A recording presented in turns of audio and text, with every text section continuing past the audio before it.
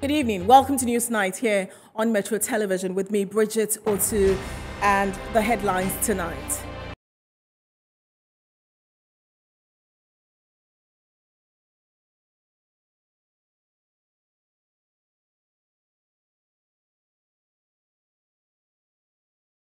Finance Minister Ken Ofori-Atta debunks claims government hasn't been transparent with its COVID-19 expenditure. Minority MPs, however, deem minister's accounts unsatisfactory as Speaker directs a further audit.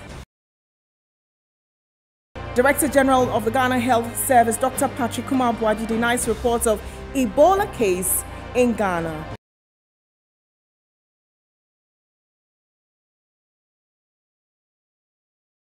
Another blow hits the National Cathedral project as MP Okujeto Ablakwa reveals government paid contractors when the company they represented wasn't incorporated.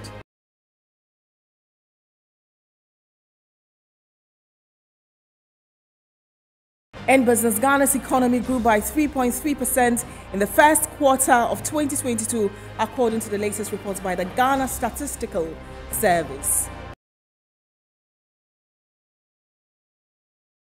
The international front, death toll rises to over 1,000, with over 1,500 injured following a powerful earthquake in eastern Afghanistan. We have details of these stories and more in the next 60 minutes.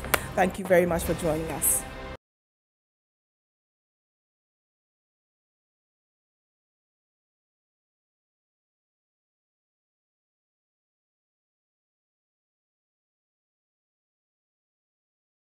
Hello again, and as usual, our online community, we're very much live on Facebook at Newsnight and at Metro TV Ghana. If you're on Twitter, it's at Metro TV GH. Our very first story tonight, and the Ghana Health Service has denied reports that a new case of Ebola has been confirmed in the Tamale metropolis. At a press briefing in Accra, Director General of the service, Dr. Patrick Kumar Abuaji, mentioned that simulation drill in the region was the cause of the confusion. News of recorded cases of the deadly Ebola virus in the northern region on Wednesday afternoon spread widely across the country. But in a swift response, the Northern Regional Disease Control Officer, Hussaini Mahama, mentioned that there was no case of Ebola in the region. Instead, a simulation exercise for Ebola outbreak was conducted, which may have been misconstrued by journalists. The actual information is not true. It's just an exercise. It's not true. There's nothing that we should hide from you just because you are making a follow-up. We have our national people in there. You know, we are being trained to handle our cases in terms of collection, analysis, interpretation, and sharing the information. So they came for us to stimulate and see as Public Health Emergency Operations Center if we do have an outbreak of such a sort. The Director General of the Ghana Health Service, Dr. Patrick Kumar Abuaji, addressing journalists in Accra, reaffirmed the position of the Northern Regional Disease Control Officer, Hussaini Mahama, that no case of Ebola has been recorded in Ghana. We don't have any Ebola case, but as a service, we always do simulations. We don't just wait for the thing to happen. We do simulations to say, should I have Ebola today? Is my system ready? And so that was an exercise that was being carried out in Tamale. That should there be Ebola outbreak, would the system be ready? Would the labs be ready? Would all the surveillance people be ready? Then that's what I think somebody misconstrued that to be a real outbreak. So it's one of the simulation exercises we routinely do for such cases. The preparedness and response drill, according to the Director General, was similar to those held for Lassa fever and yellow fever outbreaks. And again, the Director General of the Ghana Health Service, Dr. Patrick Kumar Abuaji, says a total of 4 COVID-19 related deaths recorded in June 2022. Given an update on COVID-19 pandemic in the country, Dr. Patrick Kumar Abuaji mentioned the country is seeing a rise in confirmed COVID-19 cases nationwide, especially in the Greater Accra region, which has led to a number of schools closing down. We have reported 4 deaths, as I mentioned earlier. We have a 43-year-old female, a 63-year-old with a comorbidity, 18-year-old male with who also had pneumonia on top of whatever he got, and then the 83-year-old. So these are the deaths that we have had. Encouraging the public to adhere to the COVID protocols and go in for the vaccine, Dr. Kuma Abuaji mentioned that the service is still facing difficulty as certain areas have refused to go in for the vaccine. We still have a significant challenge as far as hesitancy is concerned, especially in the areas where the cases have not been high, where people feel that they feel they don't see themselves at risk, and so convincing them to take the vaccine is a challenge. But that is where, when you have a new surge, those are the places where you are going to have more people getting sick because they are not protected. On the outbreak of monkeypox, he added that Ghana is currently investigating 72 suspected cases in humans, of which 18 have been confirmed. Monkeypox, as was reported globally, and then also what we found in Ghana, we've had about 72 suspected cases so far, and we have investigated in Ghana. Among these, 18 so far has tested positive. But I want to also add that let's not make it look like monkeypox has just popped up in Ghana. You can't have a disease all the countries on your left and all the countries on your right, and then the virus will jump over you. But now that we are actively searching, we are finding them. But it's also good that I find them and spread and stop the spread. The last verified case, he added, was on June 14, 2022. Let's look at another big story today. And the Finance Minister, Ken Ofori-Atta, was in Parliament. And he says that government has so far spent 12.4 billion cedis out of a total of 19 billion cedis received for various COVID-19 interventions. In his much-awaited presentation to Parliament, the minister said his government has been transparent with its expenditure and went ahead to give a breakdown. From how government mobilized funds to how they were spent, the finance minister broke down the figures. According to him, government mobilized about 18 billion out of a programmed 19 billion in 2020.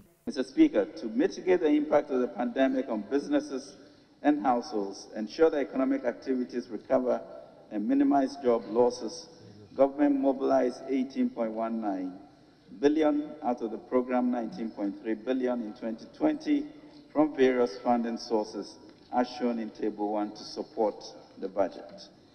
The Ministry of Health also led the preparation and implementation of the Emergency Preparedness and Response Plan, which was financed with funds from the World Bank. An amount of $230 million was secured from various facilities under the World Bank to support the implementation of COVID-19 Emergency Preparedness and Response Plan. Mr. Speaker, an additional financing of $200 million was also secured in 2021, largely for the acquisition and deployment of COVID-19 vaccines to support other sources of financing of the vaccination program under this plan, budget support. Mr. Speaker, in addition to all the above sources of funds, other funds were sourced to support the budget. These include the US $1 billion from the International Monetary Fund, 10 billion Ghana cedis from the Bank of Ghana, $69.3 million from the Africa Development Bank, and $99.7 million from the European Union. On expenditure, the finance minister said government spent 12 million cedis on various interventions in 2021. On health infrastructure, the finance minister said 600 million cedis was released for the construction of health facilities under the Agenda 111 project in 2020, while an additional 763 million was released in 2021. To dispel the notion that there have been inconsistencies in government data on COVID-19, His Excellency the President intimated during the State of the Nation address on 30th March 2022 that we had mobilized about 17.7 billion since 2020 to fight the pandemic. We subsequently reconciled the data, and I can report that as of end May 2022, we've mobilized 18.19 billion to mitigate the effect of the pandemic. At the onset of COVID-19, the Ministry of Finance applied for and obtained approval of Parliament to lower the cap on the Stabilization Fund. This enabled the transfer of approximately 1.2 billion to the contingency fund. Upon approval by Parliament, 1.2 billion was drawn from the contingency fund to support government efforts to mitigate the effects of the pandemic. He also assured that the Ghana Cares Obantampa project will help Ghana prepare adequately for future health emergencies. Total amount programmed for the initiatives under the support to households in 2020 was 1.718 billion, out of which amount utilized was 1.55 billion. The details include a total amount of 12.1 million for the distribution of packed food in Accra, Temakasua, and Greater Kumasi. This includes the cost of transportation of packed food in some suburbs of Greater Kumasi by NADMO. The expenditure for the provision of hot meals during the lockdown served about 2.7 million persons for the period of the lockdown at a unit cost of 4 cedis, 32 pesos. A total amount of 42.24 million was expended on distribution of dry food packages through faith-based organizations in Greater Accra and Kumasi. A total of about 470,000 persons received these food packages. Right, and that was the finance minister. Of course, he did go ahead to mention the fact that, 401 million cedis was transferred to the NIA and EC. Remember, the registration was supposed to be COVID compliant, so he mentioned that as well. 1.2 billion to contractors to settle outstanding indebtedness to the contractors to ease financial burden that arose during or due to the pandemic. Of course, in our video wall here, we have just highlights of it. It talks about 600 million. 2022 budgets, they used all. That's 600 million. It says soft loans for micro, small, and medium-sized businesses. A seed fund capitalization of Development Bank, 580 in the 2022 budget. 280 released or utilized. Next slide. Statutory fund payments, 1.502 billion. 1.502 billion. That is gone. And payment of outstanding indebtedness to contractors, like I mentioned here, 2.33 billion, 1.267 so far released or utilized. Additional support for EC, NIA to ensure COVID compliance during the registration exercise of Ghana Card, and so on. Says 600 million and 401 utilizes a variance of 199. There. All right, so those were highlights of it, and a lot of you had a lot to say about this online. You can keep your thoughts coming on the expenditure given. The minority had a lot to say. The majority defended what the finance minister presented. Now, for members on the minority side, the report leaves more questions than answers. They therefore re-echoed their call for a public inquiry. Those on the majority side, however, defended the report. Sources from World Bank, you've given us the numbers, but you have spent 12 billion.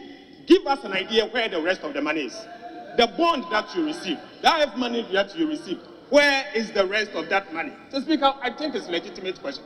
It is a legitimate question, and that is my second point. So, Speaker, Mr. Speaker, so the difference here that I am seeing is 7.3 billion Ghana cedis unaccounted for, and I want to find out where is that money. If you check the statement that has been given to us, especially table, Mr. Speaker, especially Appendix 1, status of utilization of 2022 COVID-19 budget. Mr. Speaker, this statement tells us, Mr. Speaker, that an amount of 600 million Ghana cedis was released with respect to Agenda 111. As of 2020, Mr. Speaker, as a matter of fact, Agenda 111 was actually commissioned, the sword was cut on the 17th of August 2021. Mr. Speaker, meanwhile, that money was released as far back as 2020, which is clearly captured here. What was that money used for? Mr. Speaker, this doesn't look like 12 billion. In fact, that is 50% underreporting. From the minister's own document before this house, he is unable to speak to the same numbers a year after. That is very serious. Mr. Speaker, if I take the numbers the minister is reporting for 2021, that he spent 3.9, and I add it to the figure he gave me for 2020, Mr. Speaker, I get total expenditure on COVID of 22.1 billion, the minister's own report. Mr. Speaker, the minister is not reporting to us 10 billion Ghana cedis of our own money. Why? Why? 53 million. We need the fine detail. Here you are providing for 504 million in your table, table 1, paragraph 9. Whilst you are reporting 800 million, a discrepancy of almost 300 million Ghana cedis. And we want to know, even the Development Bank is now established that it's wholly established with statutory funds, even though we take note that this Parliament of Ghana was not given the opportunity to legislate on it, even with our sad experience of over 21 billion being spent on cleansing banks. You only needed Parliament to help you, to guide you in the establishment of new banks.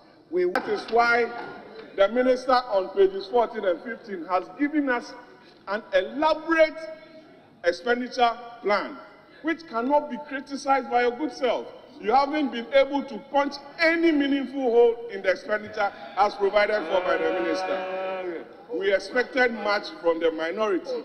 You've disappointed the people of this country. You've told them a lot, that the government has concealed a lot of expenditures under this COVID-19 relief. To hear your ranking member or our ranking member on finance speak, rather commending a minister of finance, I doff my heart for the minister of finance for being honest and consistent. Today it is very clear that we have been consistent. Yes, it was 19.3 billion that came in. We have been able to account for the 19.3 billion. 8.1 billion was used directly for COVID-19 expenditure, and the difference was used to shore up the revenue numbers that dropped. It is not for the Ministry of Finance to follow them on the path of their expenditures. That indeed is reserved to us in Parliament, the various committees, to do that.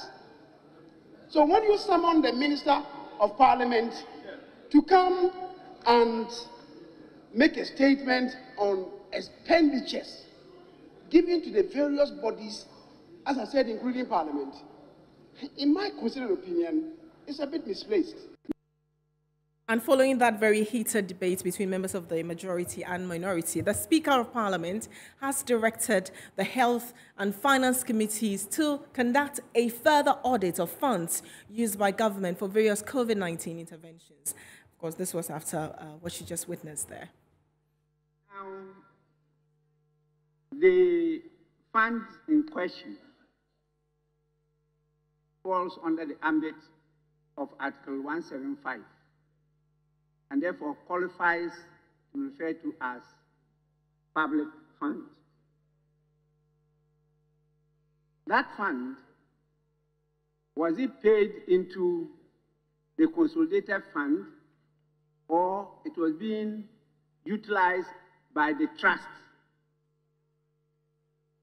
In that case, if it was not paid into a consolidated fund, it will not be possible for the Ministry of Finance to account for that, which meant that the trust will have to account for the utilization of that fund. This means that there's still the need for further investigation and inquiry into this matter. The 178 talking about withdrawals. No money shall be drawn from the consolidated fund except the relevant one is 1781 B Roman 4. Says no money shall be drawn from the consolidated fund except B, where the issue of those monies has been authorized, Roman 4, by rules or regulations made under an Act of Parliament in respect of trust monies paid into the consolidated fund. And as I said, from the statement, one cannot tell whether it was paid into the consolidated fund or it was received by the trust and kept by the trust, and the trust itself was expending it. And so we need to go beyond the minister and to get in touch with the trust to be able to unearth these things. And therefore, there's a need for further investigation. It's with this direct that the Committee of Finance, ably supported by the Committee of Health, should investigate and inquire into the total receipts referred to as COVID-19 funds and how those funds were applied for the betterment of the people of this country. And we're still staying in Parliament, as ranking member of the Finance Committee of Parliament, Kaisel Atto-Forson, says his side of the House will ensure the probe is done in a transparent and effective manner. He insists the presentation by the Finance Minister fell short of addressing the concerns of the minority. 600 million Ghana cedis, 600 million Ghana cedis. In the previous year, at the time that you have not cut sod and you have not started construction, it is very difficult to comprehend where the money went. So my brothers and sisters, let me assure you that we members of Parliament from the minority side of the divide will ensure that the right thing is done. We will ask the minister responsible for finance to account for every penny. And not only the minister responsible for finance, but most importantly, the ministers and head of covered entities that spent the money. Because the Minister of Finance obviously will have to make the releases. But somebody awarded the contract. Somebody spent the money. And we will haul all of them one by one. And we'll still have more stories from Parliament. We'll talk about the National Cathedral after the break. Stay with us.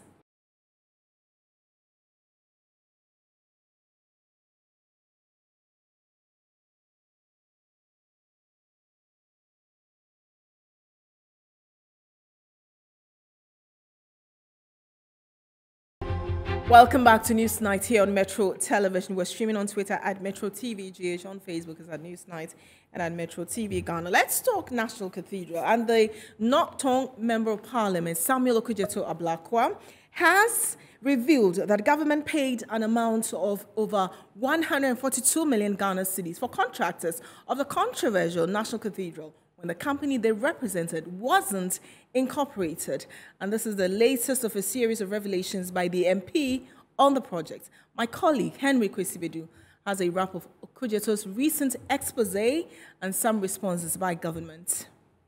The Northern legislator Samuel Okudzeto Ablakwa has recently been on a spree of exposés on the construction of the controversial National Cathedral. The MP is alleging in his latest epistle that government, through the Finance Ministry, unconstitutionally instructed the Controller and Accountant General to release an amount of 102.7 million Ghana cedis on October 29, 2020 to contractors of the cathedral. According to the MP, the company was only incorporated in December 21, 2022. In one of the responses by government, the Executive Director of the National Cathedral, Dr. Paul Opoku Mensah, on Tuesday reiterated that the project is state-owned and not a private entity as alleged by Samuel Okudzeto Ablakwa. The Secretariat also said names of Bishop Doug Hayward Mills and Reverend Professor Cephas Omenyo will be added to the registered board of trustees. The executive director also debunked claims that some musicians who performed during a fundraising event in Washington, D.C. in 2019 were paid monies. The Attorney General, Godfred Yeboah Dame, has also described as false an allegation leveled against him by MP for North Tong purporting a conflict of interest on his part in the National Cathedral project. In a release, he noted at the time of the approval by the Public Procurement Authority on whose governing board he served in a capacity as Deputy Deputy Attorney General, there was no company known as National Cathedral of Ghana to which he served as secretary to the said board. He therefore has called on Okudzeto-Ablakwa to retract and apologize for what he described as falsehood information. In fact, there are a whole lot of churches around here. Even on Sundays, when you go to church on Sundays, it's like the auditorium is not all that full. So I don't think this is necessary for now. Look at the prices of fuel. In fact, even food is so much expensive. So we don't need this for now. God has a place for sleeping. Who told you that God don't have a sleeping place? That's for now we do. God have a whole lot of sleeping place in heaven. We don't need this. In the midst of all of this, there is uncertainty surrounding when the construction of the cathedral will resume. As we've been told by security personnel here, that construction has stalled for almost a year now. As it stands now, it is only God who will be able to tell Ghanaians when a house which is being built to glorify his name will be completed. Reporting for Metro News, I am Henry Kwesi Bedu, Accra. And we're staying in the capital as the Greater Accra Regional Coordinating Council has led the demolition of illegal structures on lands belonging to the Center for Scientific and Industrial Research in Fafraha. This comes after a 48-hour ultimatum for all illegal occupants of government land in the area to vacate elapsed.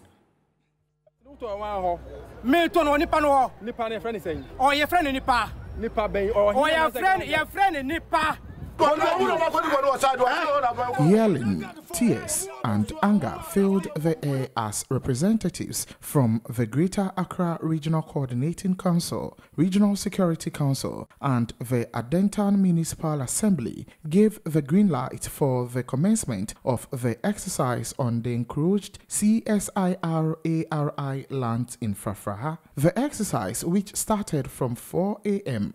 Wednesday, June 22, 2022, saw hundreds of illegally erected structures pulled down by the municipal's task force.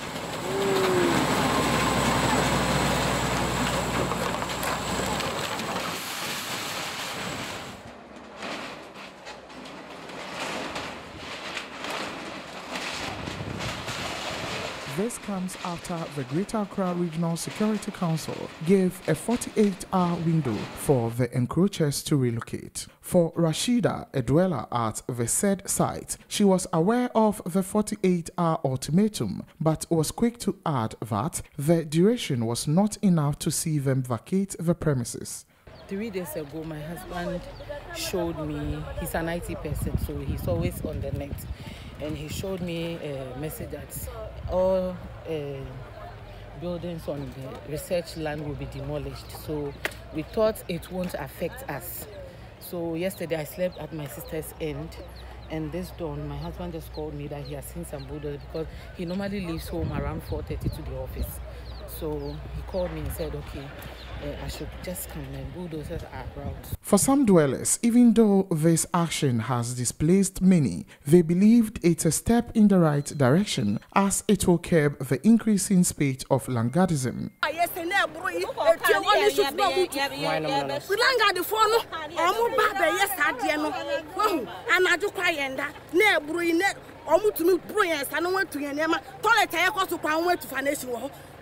The land guards have taken over every aspect of our lives. Their presence has caused us to always live in fear. They are also responsible for the sales of lands here.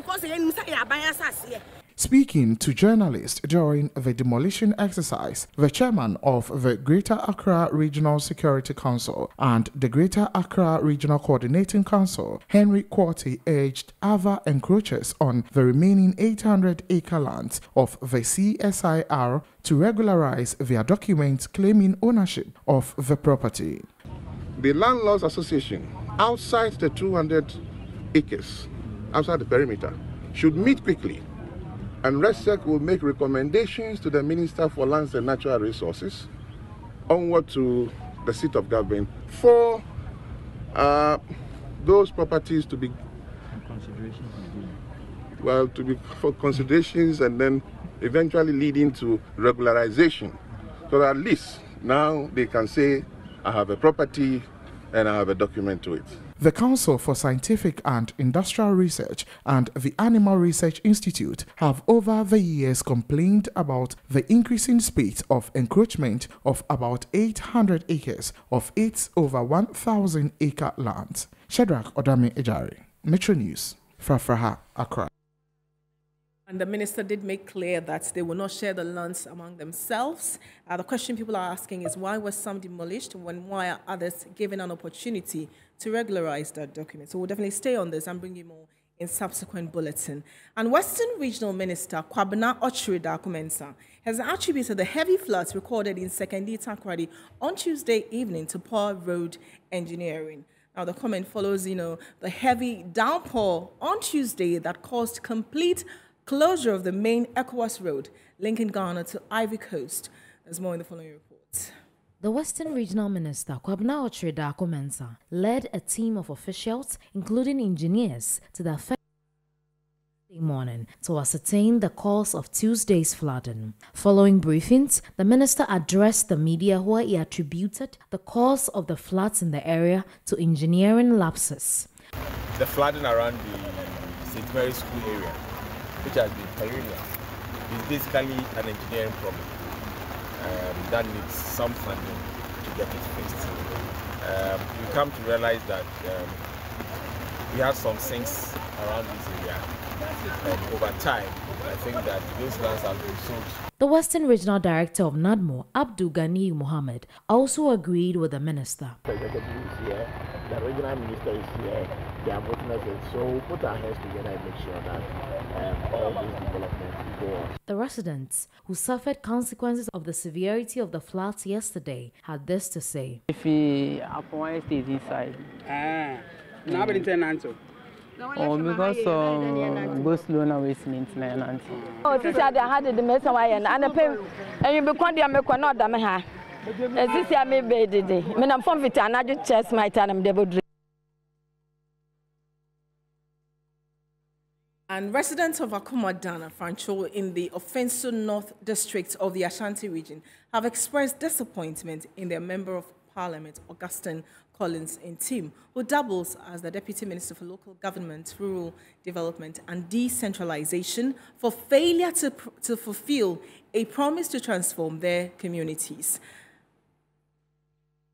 Akumadan, Afranjo, is a predominantly farming community in the Offenso North District of the Ashanti region. Despite the economic viability of the community, as one of the largest tomato producers in the country, the Afranjo community is bedeviled with several challenges, including poor road network leading to farm gates, dilapidated school structures, lack of sanitary facilities, potable water, among others. One major challenge which angered the residents of the community to protest against their MP was the failure to honor establishment of a tomato factory to aid in post-harvest losses on the community. The residents, who had clad themselves in red bands amid chants and singing, called on the Member of Parliament for the area and Deputy Minister for Local Government, Rural Development and Decentralization, Augustine Collins Ntim, to, as a matter of urgency, honor his campaign promises to the community by facilitating the establishment of a tomato factory and the completion of abandoned projects such as a school, drains, road networks, sanitary facilities, among others. And now for your form, Kwaiswa, Yama minimum comrano, Sisia, not Sisia, and I day, actually warm, and watching over a year, Sukua, almost one more Tiamae, or Kremu, a year senior high, Omtima, and no cost school. The road is in a deplorable state. The community is surrounded by filth. The market they promised us is not flourishing. We, the youth, have to rise up and make demands. We are the youth, ready to help develop this community. Bola eya makura ye mame paja ansa na yemla me paja no na no no gisi akasa ho abre edwa wo mo se wo mo bia maye 24 years nie edwa no mo de mo amhwe edwa no mo ahunu se de edwa no esitie edwa no enko se wo hwa entonsa abre. We are very angry. We have nowhere to put our harvested tomatoes. If we had a factory, it would have been helpful. We feel like we have wasted money. Factory be ha and ke betumi ya den asolve problem no. Ya Motorcycles cannot even ply this road. We participated in the elections because we expected development. They have failed us. Rainwater is causing our buildings to collapse. Flood from the rains almost carried a child away. We will cease to vote if nothing is done.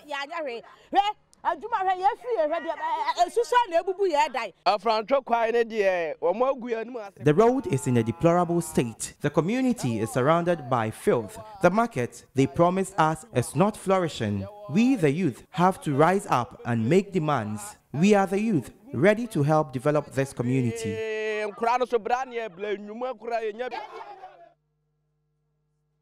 Right, and in business, we understand between January to March, Ghana recorded 3.3% growth, and that's by the Ghana Statistical Service. And my colleague, Winston Taki, is on standby to break it all down on what it means for you. Stay with us.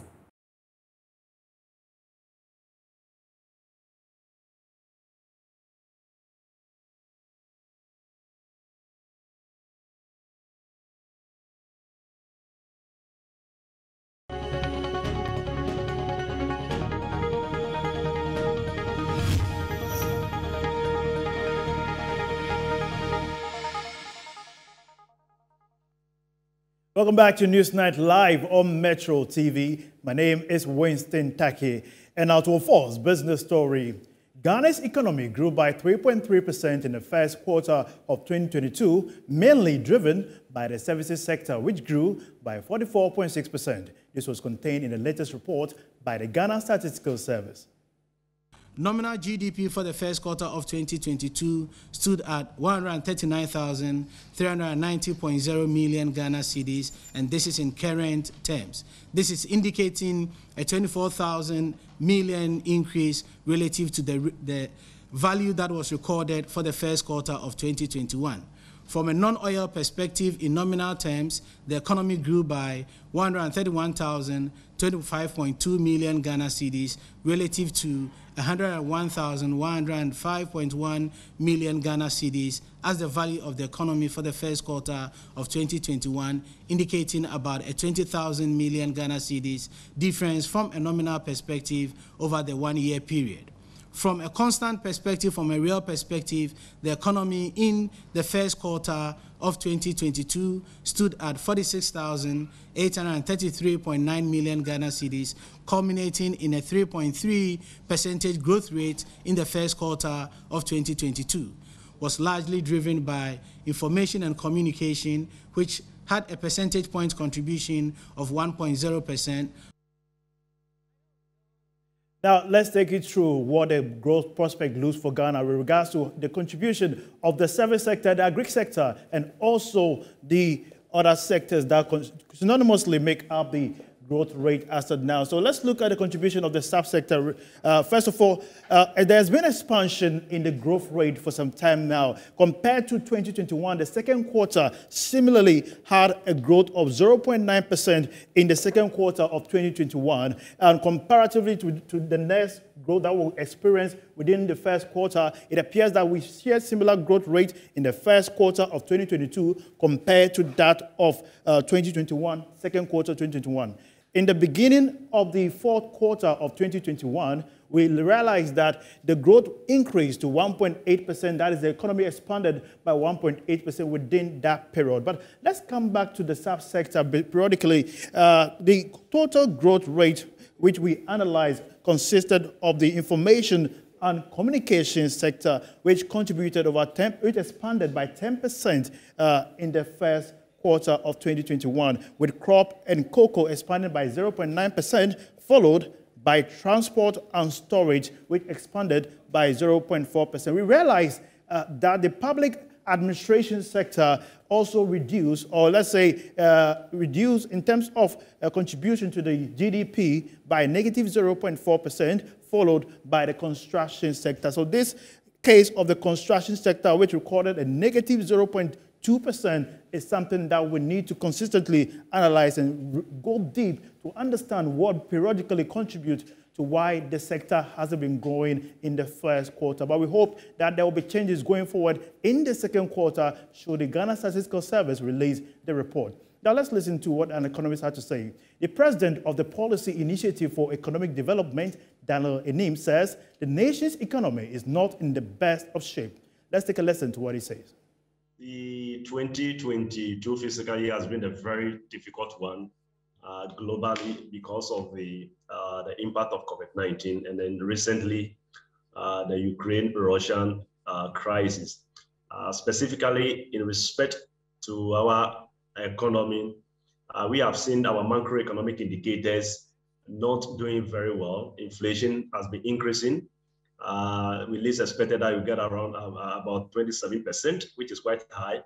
Policy rate has further been increased, and what it means is that the cost of capital is now expensive as compared to probably 2021 and 2020. And then the city is also not doing very well, even though in recent time has been fairly stable. So on the macroeconomic front, things have not been doing very well. And then the cost of living in terms of utilities, food, transportation, things are virtually increasing on a daily basis, and salaries remain the same, or income levels remain the same. So there's a certain level of high cost of living in the country. In other words, the standard of living is being diminishing on a daily basis. So the economy is actually going through a difficult times, and it is evidently clear that the government is also facing liquidity challenges, and that's the reason which they have to push hard for the e-levy against all odds. And so our economy is not in the best shape, though there's a prospect for it to bounce back. Now, Ghana faces a looming fuel shortage as the Bank of Ghana rations the US dollars after oil prices surged following Russia's invasion of Ukraine. A Bloomberg report has revealed.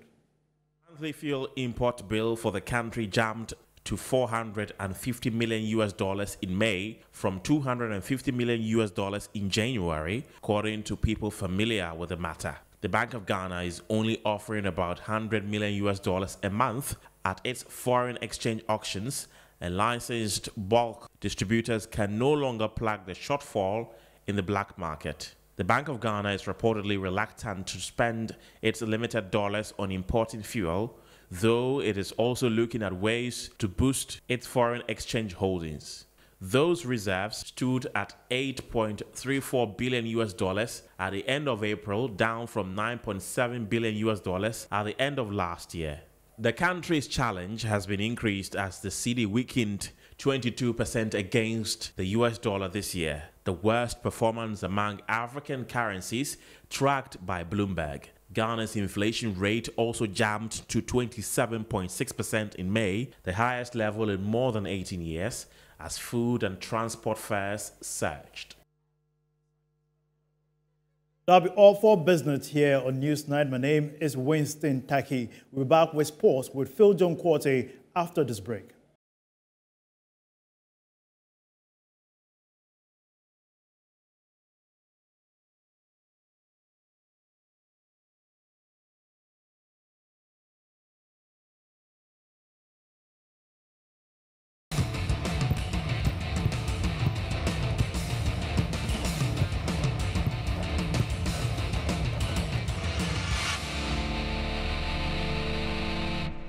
Traveling Ghanaian fans to the Qatar 2022 World Cup have been told to be responsible while being in the Gulf. And when you get to Qatar, you see that the country is well organized. The Qatarian population is about, at that time, was about 350,000. And then the foreigners is about 1.5 million. A lot of people come there to come and work and then earn and then go and then develop wherever they came from. So therefore, I think we will be law-abiding and as much as possible when we go to Qatar. I know the Qatarians, they admire the blacks, but please, don't go and then try to play any games because they've warned us. As for their women, there are not many. A population of 350,000, I'm sure the women population will be at most about 200,000. So please, don't go there and go and try and go and I hope you understand what I'm saying. Yeah. So let's go and comport ourselves and support our Black Stars so that they can reach maybe finals. To Sedwa for entertainment, let's go to Munich and focus on Senegalese international Sadio Mane, who has finally moved to Bayern Munich on a 3-year deal. Like I always said from the beginning, and I came here and I'm very, very happy to be here. Well, I think it was not easy, but of course it's normal, but I chose Bayern Munich because first of all, when there was really interested on me, and I speak with my agent, of course, and the project for me was the best, even though I had other offers, but for me, I think Bayern Munich is the right club and the right moment for me to move on and come here to do my best to help the team, of course, to win more trophies. So I believe 100% that we can achieve big things. And well, that's your sports. Up next is entertainment. I'm sure she'll be talking about the French ambassador to Ghana. Oh, yes, definitely. Thank you very much for the updates in sports. It's time for entertainment news.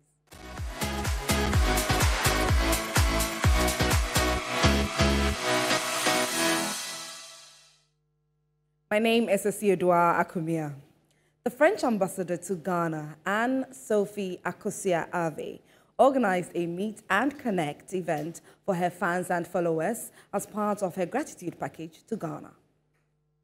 On Tuesday, 21st June 2022, at the Ohene Konedu Auditorium, UPSA, was the Meet and Connect organized by the French ambassador to Ghana, Anne-Sophie Akosua-Ave. The curtains are gradually closing in to the ambassador's stay here in Ghana, and as part of her thank you package to every single Ghanaian who made her stay impeccable, she organized this event to spend time with friends, family, fans, and followers. As part of the event, there were farewell messages from some of her celebrity friends who could not make it to the event, like Marcel Desailly, Stonebwoy, and Sarkodie. She's been doing very well, amazing. You could tell the particularity with Anne-Sophie is that straight away when you are next to her, you feel that.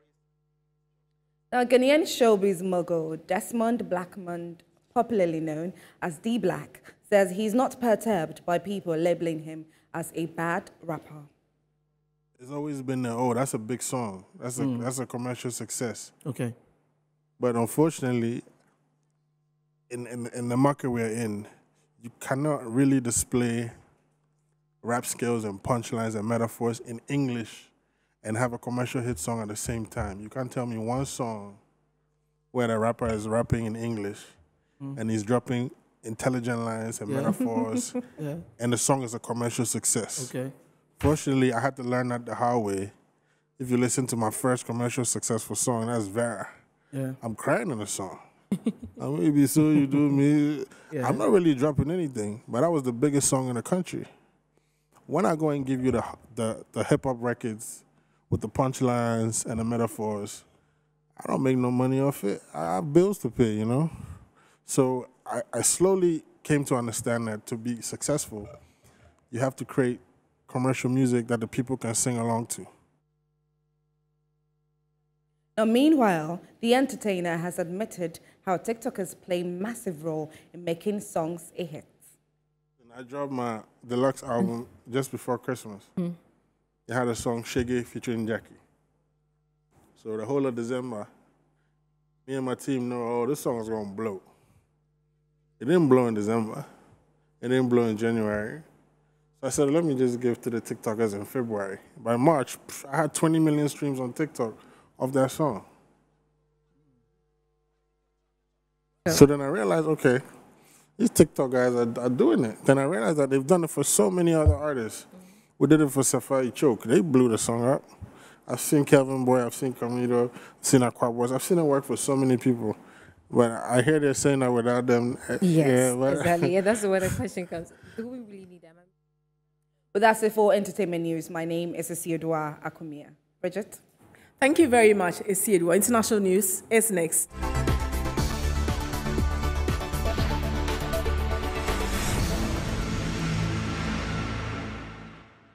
And a powerful earthquake has killed at least 1,000 people and injured 1,500 in eastern Afghanistan. It is the deadliest earthquake to strike Afghanistan in 2 decades and a major challenge for the Taliban, the Islamist movement, which regained power last year after the Western-backed government collapsed. For Newsnight, thank you very much for joining us at home or online. I'll see you again tomorrow.